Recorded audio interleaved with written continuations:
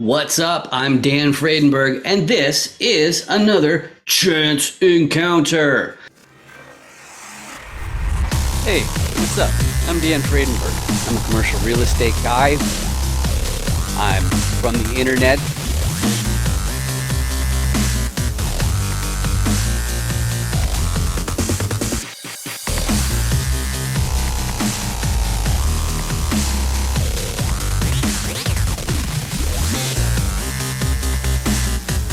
Front of a house. It's going to be torn down soon. I understand that there are power lines that are getting kind of close. What's up again? This is Dan Fredenberg, and that there is we're seeing more properties like this being built.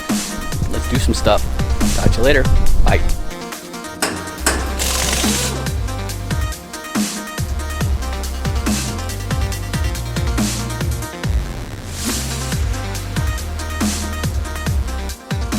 Today I'm with Jeff. Is it Hoch or Hoch or Hoch? Hoch. Okay, there you go. They're like hockey, except with an H, another H, and no E, I guess. That's right. So can you please introduce yourself for the audience? Sure, Dan. Thanks for having me. I'm Jeff Hoch. I'm from eProperty Care, Chief Revenue Officer, and we work with smart building technology, and our clients are owners, operators, and developers of multifamily commercial properties. Excellent, excellent.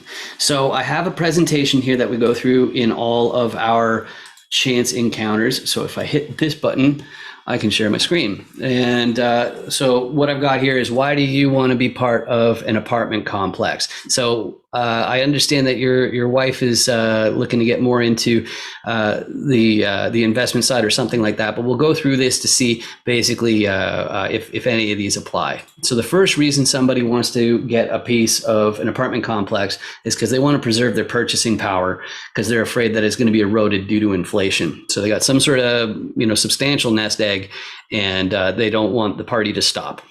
The next reason is my one, which is I want to trade my time directly for wealth instead of trading my time for income. Okay. I also have a tech background, so that the high paying salary, that's an option. But if I want to take money that I make from that kind of income, I have to pay income tax before I can invest it. So if I take an active role in the GP team and ownership of the apartment complexes, then I can be rewarded with my work with actual wealth, i.e. equity. So that's the second reason why somebody would want a piece of it. The next one is because they're trying to fast track their retirement. So they've got some sort of savings, maybe a 401k, IRA, like self-directed IRA, who knows. But basically they're taking the initiative to get educated so that they can find better options to fast track. And the next one is it's for the people who are just super duper ambitious. There's just no limit to it. In other words, they want to buy their entire hometown.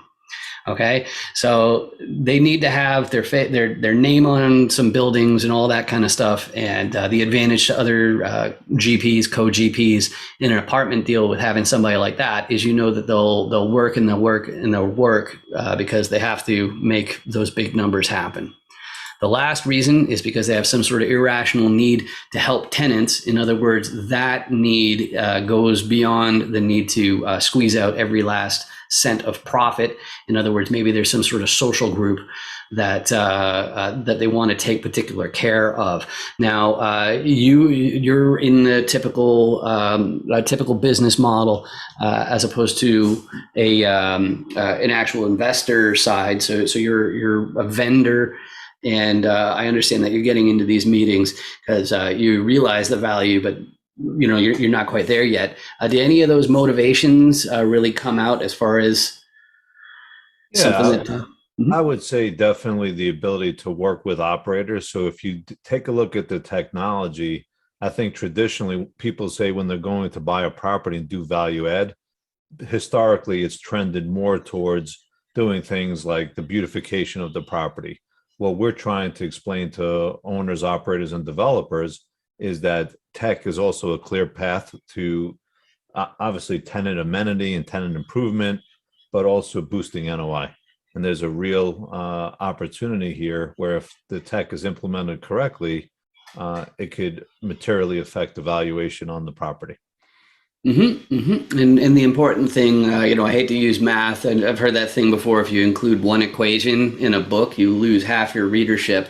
Hopefully, that's not the case here that I mentioned math. But I think some people, if they have a math background at all, and they realize that a cap rate is based off of the inverse of the net operating income, in other words, the expense ratio, that means like a little savings makes an enormous impact on the actual valuation of the property. And that really needs to be emphasized. So the next segment is where I talk about the 6 rules that I've found for people who are involved in in an apartment complex deal. And I'll just run through those super duper quickly, just for anybody in the audience who needs to understand. And then that way they'll also know how you can help on the operations side in particular. So the first type is a repositioner, because that's what I am. That means I have to go through a whole whack of different properties and find out which one makes the most sense for our portfolio. So in other words, there has to be some sort of upside, or it has to be something where one of the people who are really actively trying to increase the size of the portfolio, they want, maybe this geographic area, as I mentioned before, maybe they're trying to protect their purchasing power. So even if they're going to be like an Uber situation where, they lose a couple $1 billion every quarter. And for some reason, people are totally cool with that.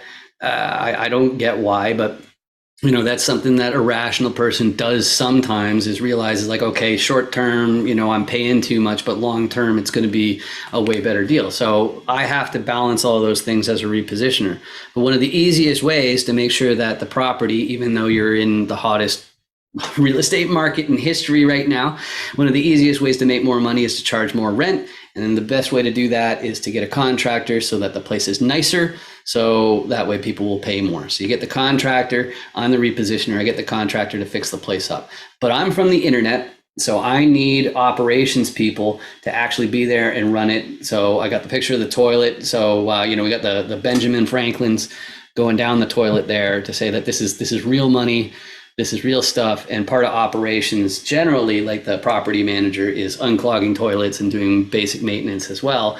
But I also mention the money because anybody who's doing the bookkeeping is still absolutely, or marketing for that matter, they're still absolutely part of the GP team. So repositioner, contractor is not the same as an operations person, because they might not make things square. So, you got to get an actual contractor. But the other problem I have as a guy on the internet is I can't fly there all the time. I need boots on the ground. I need a local to take care of it all the time and make sure that the operations people are actually doing their job, and making sure the contractors are actually, they're not cutting corners and whatnot. So you have to have a local, because I'm from the internet. And so that is enough to run the thing, but to buy it, you need to talk to a financier. You got to talk to the bank and say, hey, I got this property. It's totally going to work out. Now give me a whole whack of cash so I can buy the thing. And they'll say, okay, let's see. Okay, checking out that. It's all looks good. But who's your sponsor? And you'd be like, who's your what? It's like, oh, your sponsor.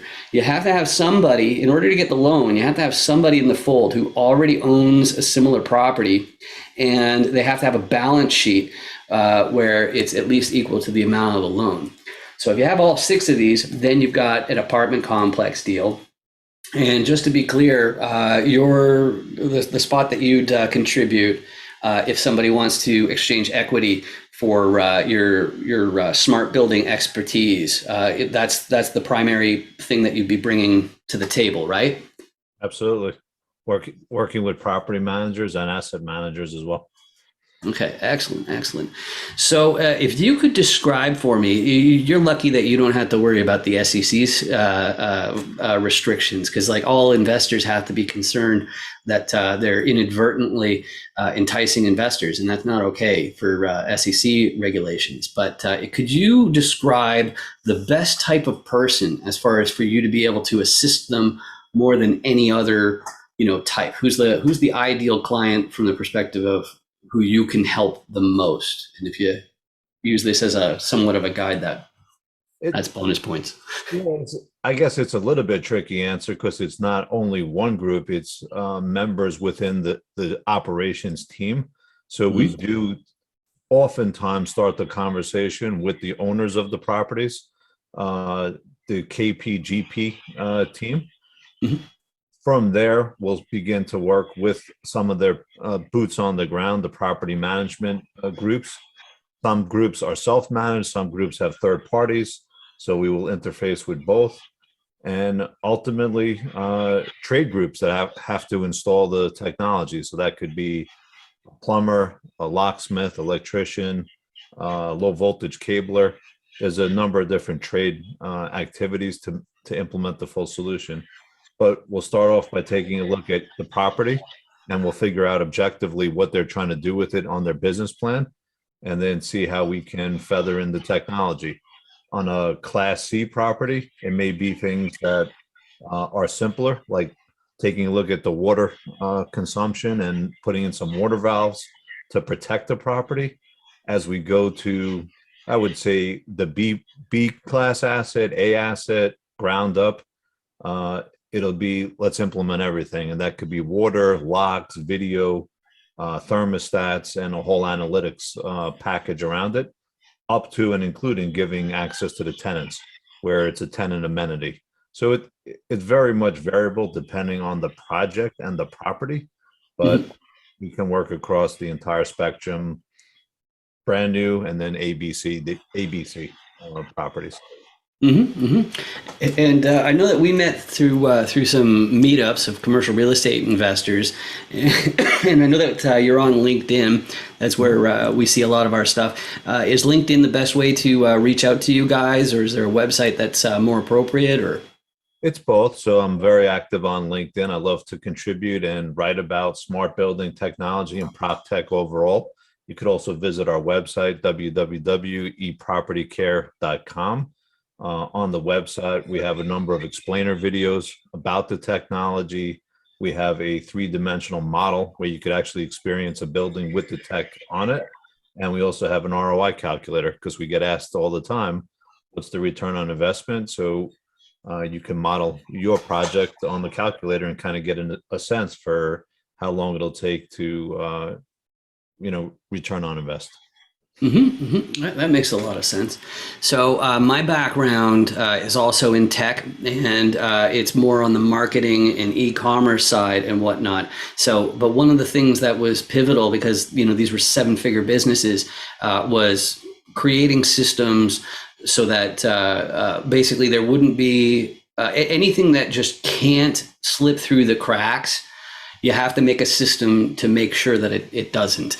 And usually on websites and whatnot, that's with some sort of dashboard or something like that. But what are some spots that you find that, like even if you have access to the data, maybe it just isn't being consumed or something like that? Like what are some systemic things that you find are problematic or are important to pay attention to on the human side? I guess as far as the technology that we offer, first and foremost, it does integrate with other property management systems. So if you have Yardi, you have Folio, and Trada, there is an integration there. So it definitely eases some of the pain from an operations perspective. So as an example, if you have a new tenant moving in from, let's say, Yardi, you could create the tenant and then automatically the tenant would receive, their login and their access to their unit. So it definitely smooths some of the, ins and outs and tenant turn. But in general, I think, particularly as portfolios scale up, there's a lot of stress on the property management teams, and they're trying to do more and more and more. So, how much better would it be if there was an event with a water leak, and instead of someone having to go there and actually shut off, a water main, the system could have predetermined configuration and actually do it for you. We have thresholds within our system. If God forbid there was a leak or a pipe burst, within 30 seconds we could turn off the water, and that's a gigantic leap forward as far as the management and maintenance of these type of properties. So it's allowing automation to respond for you in an emergency, and that's really the essence of what we're trying to do, is to use the tech as not a replacement for your team, an enhancement for your team. Yeah, that makes perfect sense because you're still gonna need people no matter what. And that brings me to another thing, and it might be too far in the weeds, so I might have to edit it out. But one thing that was hitting me is what if there's like an electrical failure, like the one that well, I'm thinking of it's confinement. Involuntary confinement is the one that I'm concerned about. Is if the power went out or the internet went out or both or something like that, that you might have like somebody stuck in their room or in a foyer or something like that. Is that something that it's safe to even comment on? Because like I know one cure for that is you make it where if the power goes off, everything just unlocks, which is not it's good because nobody will be trapped, but it means that anybody can just walk in, which is not great. Is that something you can comment on? Yeah, sure. So I guess two parts to it. As far as the technology that we use, we don't rely on Wi-Fi, and that's actually a really material point. We do everything over cellular, and it's cellular with battery backup. So we're more resilient to power failure because typically the cell networks stay up when Wi-Fi is down. Secondarily, there's no scenario where we're locking someone into a unit or trapping someone. It's just not the nature of how our solutions work. Uh, Things would fail safe, and you're not going to be in a situation where, God forbid, someone would ever be trapped or confined. It's not part of our Mhm. solution. It's not how we work. So in other words, like the main foyer or something like that, it would have doors where it has a latch where even if it's locked, you could still go through it, like from in to out, but from out to in, Correct. you'd need that electricity or Yes. something. But yeah, that makes a lot of sense. I'm also thinking in terms of hacking because Wi-Fi, it's a pretty vulnerable technology as a whole compared to like as you said cell phone. I love that part of it. I'm really glad that you guys thought that out, and it's very encouraging to me to know that you've gone to that level of detail. It Yeah, makes me sure. want to work with you guys big Two, time.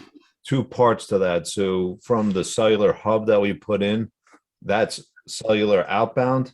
From the cellular hub inside to the devices that we use, we're using the Z-Wave protocol. So Z-Wave, more geared for commercial applications to go through walls, steel, glass, also more resilient for these type of applications. So yeah, we're not a Wi-Fi solution.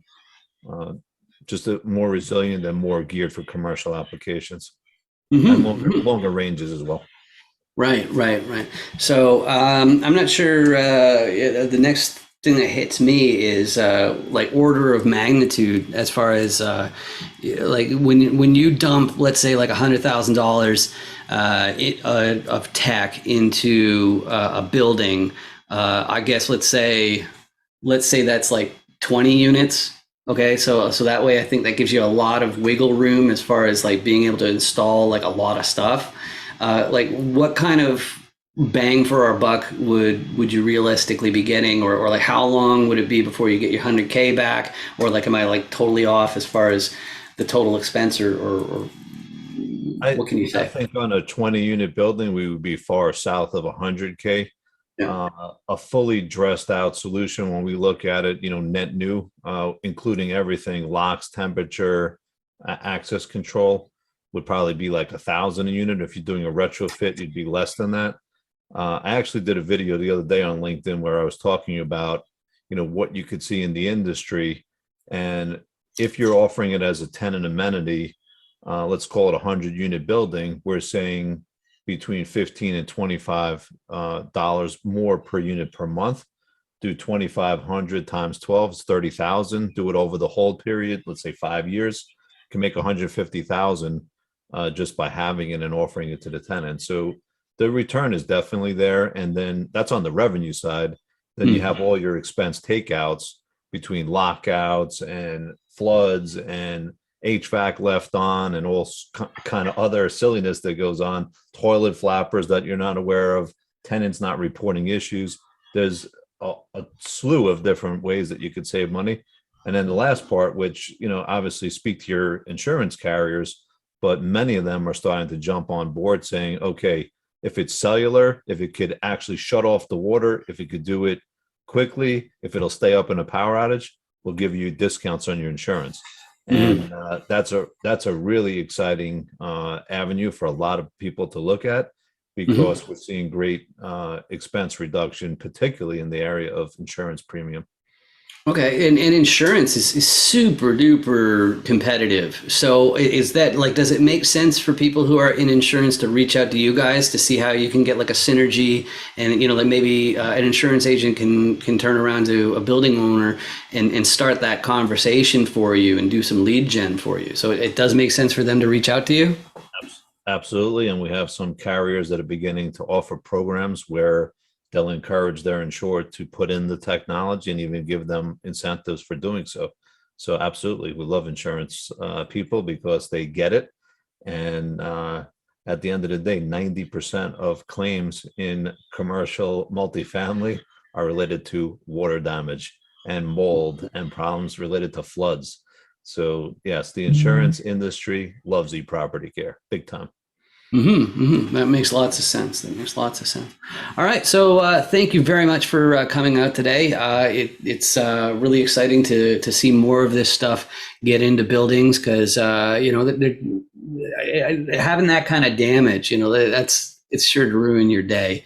And if you can just lock it off at the source and get a robot to do the job, that's the ticket right there.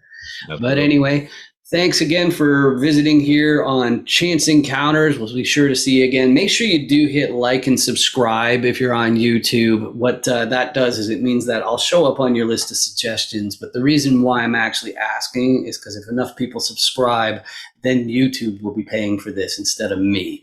So please do. It's not going to get in your way or anything when you're on YouTube, because most people just hit the search button on YouTube and look for whatever it is they're doing. But please do like and also comment. They love it when you comment, as far as getting more people seeing this sort of stuff. But the other one is that if you are in commercial real estate and you want to have a chance encounter, go ahead and reach out. I'm like the only Dan Fredenberg like anywhere. So I'm really, really easy to find that way. This has been another Chance Encounter. Thank you so much, Jeff, for coming out today. Have a wonderful rest of your week and all that kind of fun stuff. All right. All right. Thanks.